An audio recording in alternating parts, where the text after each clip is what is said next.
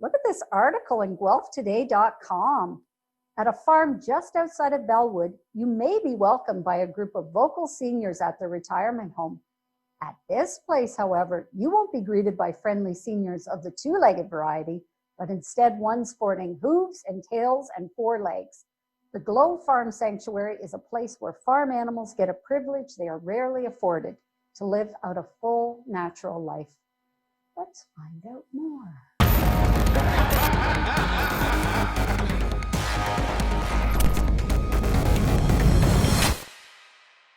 Hi everyone, and welcome to Calling All Vegans. I'm Sue Spar, and this is my friend and co-host, Alec Bosse. Hey everyone. I think we can all agree that sanctuary operators are pretty special people. They often trade in a good living for a selfless life and live simply so others can simply live. It's 24/7, 7-day-a-week work. Compassion fatigue is a thing, and work-life balance is pretty much non-existent. Animal sanctuaries are havens for animals to be cared for and protected for the rest of their lives, safe from being commodified and their physical, emotional, and social needs met. But this doesn't come cheap.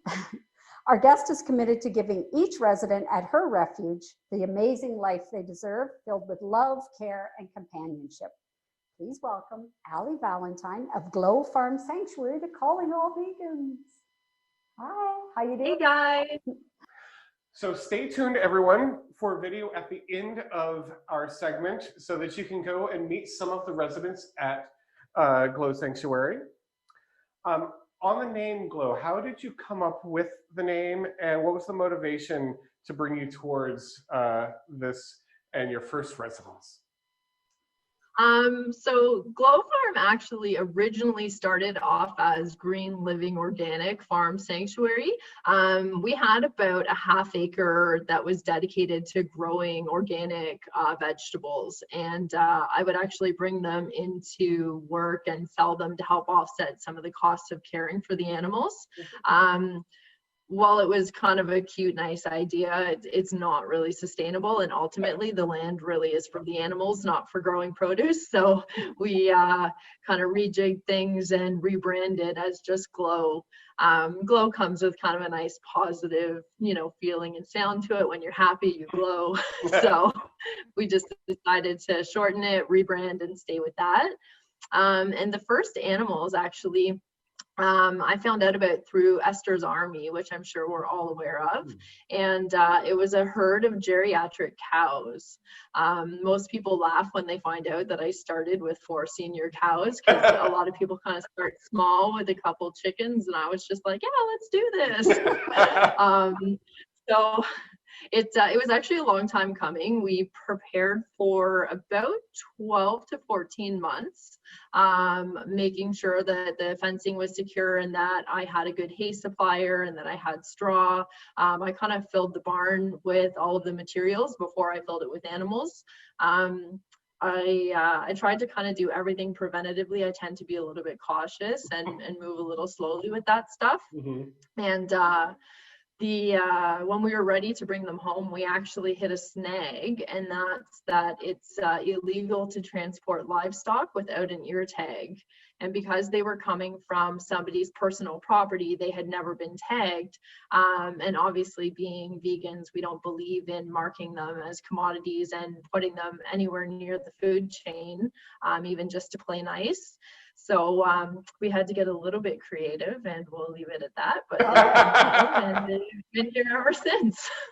That's good. I'm so glad, because you hear of so many places who they just dive right in, and they're really not prepared to bring in the animals. And as well, I want to say, GLO has such a nice ring to it, and it's got all kinds of opportunities for hashtags and stuff like that. So wordplay. So that's great. So how many residents do you currently have at the sanctuary? So we have 27 full-time residents right now. So we have 2 horses and 4 cows, 6 sheep, 13 pigs, and 2 roosters. Wow. Now, each animal in your care is an individual with a unique personality. Can you share the backstory and something special about one of them? Oh my gosh, I could do this all day, to be honest, because every single one of them Oh, is special. There's not that kind of time. I would probably say Pixie, who is my blind potbelly pig. She came to us from a really horrific abuse and neglect case. She was about 200 pounds overweight, and if you imagine 200 extra pounds on a potbelly pig, it was pretty significant. She had no mobility because when she was trying to walk, she was actually standing on her stomach. So in addition to being fat blind and obese with horrible marks all over her stomach, she had urine scald. I was going to just foster and rehab her and then try and adopt her out. And she was the ultimate foster fail. She just is the absolute, just sweetest pig. We're still working on, she doesn't necessarily ask for love in appropriate ways. She tends to come and just scream at you, and if you don't pet her, she will bite. But if you do pet her, she'll just flop for belly rubs, and she has made remarkable gains, and she is just an amazing girl. Oh, that's cute. And there's no sound on this planet like a pig when they're squealing, huh? When they're not very happy about something. It's unearthly. Trust me, I just got a 6-month-old piglet out of my house and into the barn, and I know about screaming pigs. Yeah, it's like so peaceful in here. Burning question, is mucking out a barn your favoriteest thing to do in the world? You know what? It's actually really rewarding and really therapeutic. You know, people always say, what's it like running a sanctuary? And the running joke is, my life is shit. It's cow shit and pig shit and chicken shit. And but I wouldn't have it any other way. My dad used to work at the town sewage plant, and he said that he took shit from everybody in town on his job. So I get you. Now, the sanctuary isn't a very large property, but you do have it divided up into different quadrants with different sort of landscapes. Can you tell us a little bit about why you made that decision and how that works? Yeah, so we have one final area that right now just has temporary fencing. So it has an electric fence, so we can use it for the horses. Of course, because they have the learned helplessness, they won't challenge electric, where cows and sheep would just laugh and walk through it. So we have the property divided. I should start with, we are about 8 acres. So we're 2 acres wide and 4 acres deep. Is that 8? Yeah, good math. I'm better at 6 a.m. than I am at 2 p.m. But the whole idea of having the property in quadrants is so that they don't have to live their whole life in one room of the house. Mm-hmm. COVID, as we all know, has kind of had everybody cooped up, and you know, people pace between the kitchen, I think, a lot, yeah, and bedrooms, living rooms, dining rooms. But if you imagine, most farmed animals get put on one square flat plot of land. Mm-hmm. They don't have trees, they don't have any points of interest, they don't really have anything kind of exciting or nice for them. So we have designed the property using the Google's the view of it from the top to make sure that all of the gates line up so we can move everyone in a circular motion. So the back of the property is heavily treed, and we've got lots of hills. The front of the property has apple trees and different points of interest. They can also see the road, they can look across. We have forest all around us, so it's just kind of something nice for them to explore and, you know, see something different. It's good. Now, you previously worked in long-term care before starting GLO, and it's never easy to say goodbye to our beloved non-human friends, and this happens all too frequently in a sanctuary. Does your prior employment better help you cope with such circumstances and kind of inform your views on how one should be treated at the end of life, whether they be human or non-human? And can you also tell us a little bit about sweet Hannah? Oh, my Hannah banana. Yeah, I think working in long-term care actually helped me kind of just come to just like a healthy relationship with, death and dying. I've actually lost all of my grandparents in my life. And so, having to say goodbye. The one thing that strikes me with farmed animals versus with people is that, when I lost my grandfather, for example, he had lived a long and full life and his family surrounded him at the end. And it was this really nice coming together. And that's kind of the way that it should be. For farmed animals, they don't often get that privilege. Regardless of where in the food system they fall, or even on certain hobby farms, for the most part, people just kind of go, well, we don't really know what's wrong, and nobody wants to spend the money to explore and find out, so then they just euthanize and say goodbye. At GLO, we have an amazing group of volunteers who look after the animals. And there's just really, really incredible bonds that are formed. And so we have different volunteers who will show up. And for example, Erin is one of our regulars. And when she shows up, Melby, the sheep, comes running to her every single time without fail, like, oh, my person is here. And she'll follow her around. And half the time, Erin can't get anything done because Melby is insistent on getting, snuggles and love. And the two of them are very, very close. And Hannah was no different. Hannah had some really good friends, human and non. And when we had noticed that she wasn't feeling well, initially we brought her to OVC, which is the Ontario Veterinary College, the hospital, to run tests.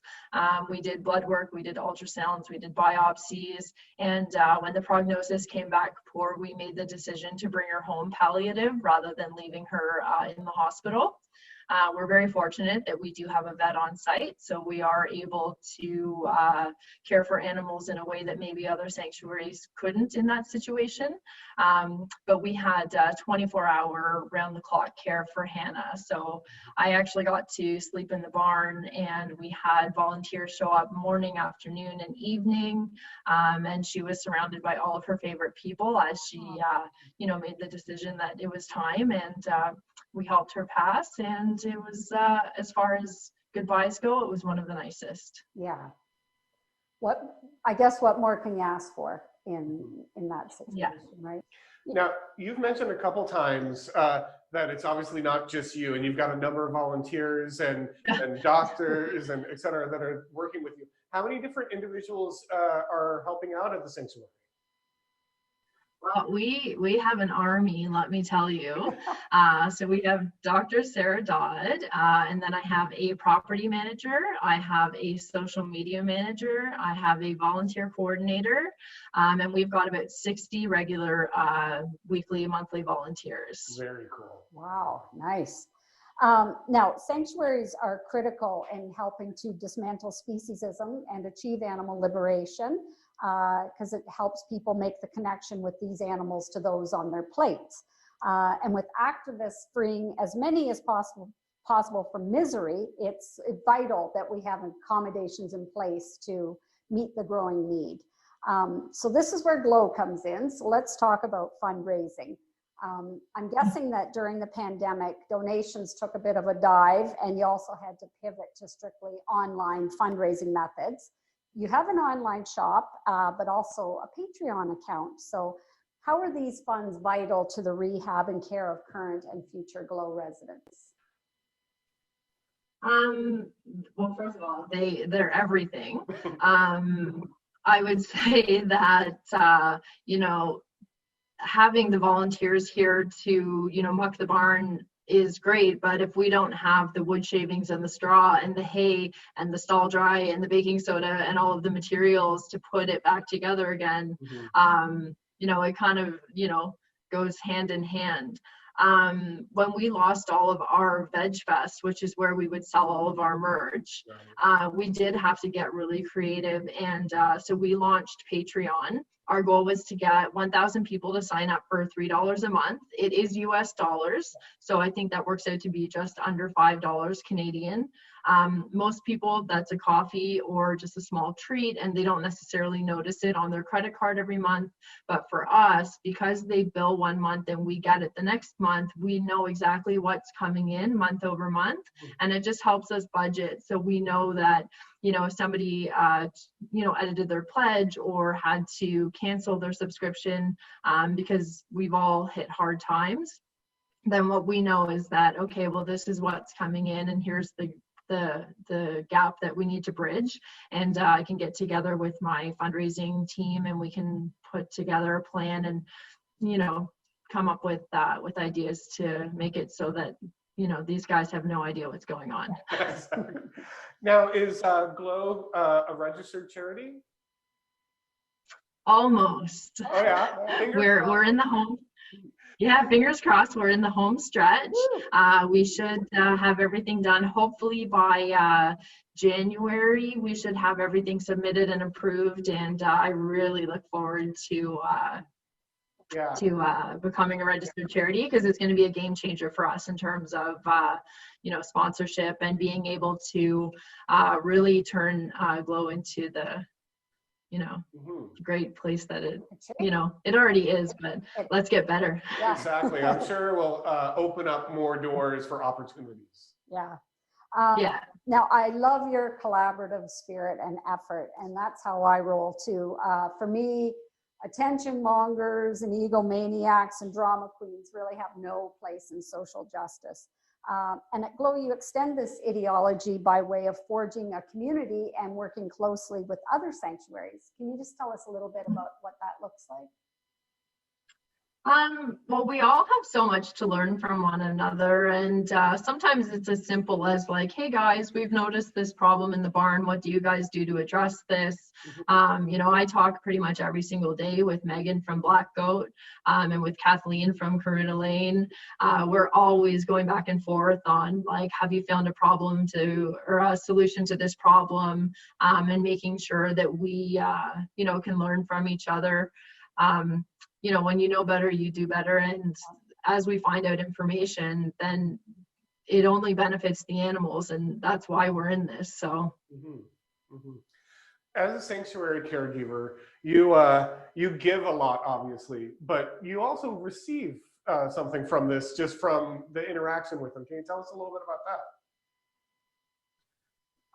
Well, that's always a tricky question, because I definitely do receive, like, most people don't have, 27 non-human best friends, and I definitely have 27 non-human best friends.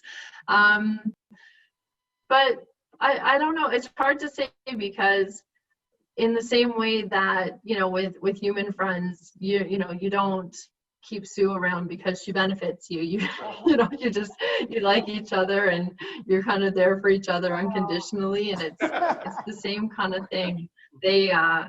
It's hard to say, because I know that they definitely do, enrich my life, but that's not an expectation. So it's kind of funny like that. If you were able to give any advice to someone who wants to open up a sanctuary, what would that advice be? Don't do it. Don't do it. I often joke that if you have too much time, too much money, too many friendships and relationships, and not enough heartache, then you should open a sanctuary. So it really does. It is a sacrifice. You do dedicate yourself in service to others and in service to vulnerable people, and it's relentless, and it never ends. And there's heartache and hard work. It's physically demanding. You're doing physical manual labor all day, and it never ends. Like, it doesn't ever end. It's from the moment you wake up until the moment you go to sleep, and it's like wake up, rinse, and repeat. I would say that if somebody was serious about it, that they should probably look at doing an internship at Farm Sanctuary, or do something where you're actually living and staying at a sanctuary. If you volunteer, like my volunteers have a really good idea of what goes on, but at the end of the day, they hang up their boots and you know, they get to go home. They don't miss weddings, they don't miss funerals, they don't miss, you know, family and life events. My schedule is 100% dictated by the animals and what their needs are, and that's the life that I chose, and I'm happy with it, but it's not for everybody. Yeah. Now I won't get into it, but I did operate a sanctuary for 15 years. And I must tell you, I had an amazing little six pack. That's for sure. Those days are gone. So where do you see GLO in the next 5 years going? So we actually have a 10-year strategic plan here. So it will all be kind of kicked off when we become the registered charity. We're actually carved into a nearly 200-acre piece of land, and I am looking at the logistics of being able to purchase that and to expand. Most people would say, wow, then you can get more animals. I would not get more animals. I would, you know, it would be a very, very slow transition. Anyone who knows anything about acreage knows that 200 acres of forest is not something that you can hit the ground running with. But really what I want is I want GLO to be the premier sanctuary in Ontario or in Canada. I want to have cutting edge, you know, medical care and emotional care, social care, and I want to have people look to us for what do we do to meet their needs. A lot of times in sanctuary, people are doing their best, and I just think that that's, you know, it's good. We should all be doing our best, but really it is about their best. And so striving to make sure that they want for nothing and that they have happy, healthy, well-rounded, comfortable lives. You know, we signed up to love them to death, so let's do that with dignity and compassion. That's beautiful. Now you're in the Orangeville, Fergus area, so I'm just doing a little bit of a shout out here. You might be acquainted with the amazing online vegan grocery, Tempeh Trails. So just throwing that out there and saying hello to them. So now, as for you, can you just provide contact details for GLO Farm if people want to be able to reach out and follow you, all the different social, all that stuff? Give you some money. Wow.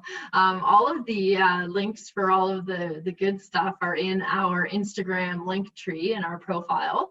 On Instagram, we are at GLO Farm Sanctuary, and that's the same for Facebook as well. So at GLO Farm Sanctuary, and our website is glofarm.org.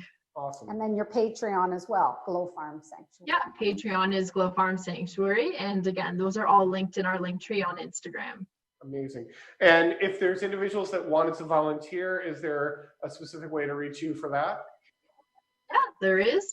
You can send an email to letsglovolunteer@gmail.com. There's that catchy little word play that I was talking about. So, okay, if we had more time, I'd ask you about the squeeze, but we're squeezed for time now. So I got a real kick out of that. People in our giant green. Yeah, people have to visit your Facebook page or something like that to learn more about that.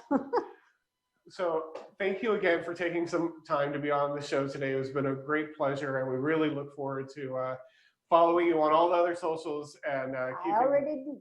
There you go. Thank you again for taking some time today. It was great.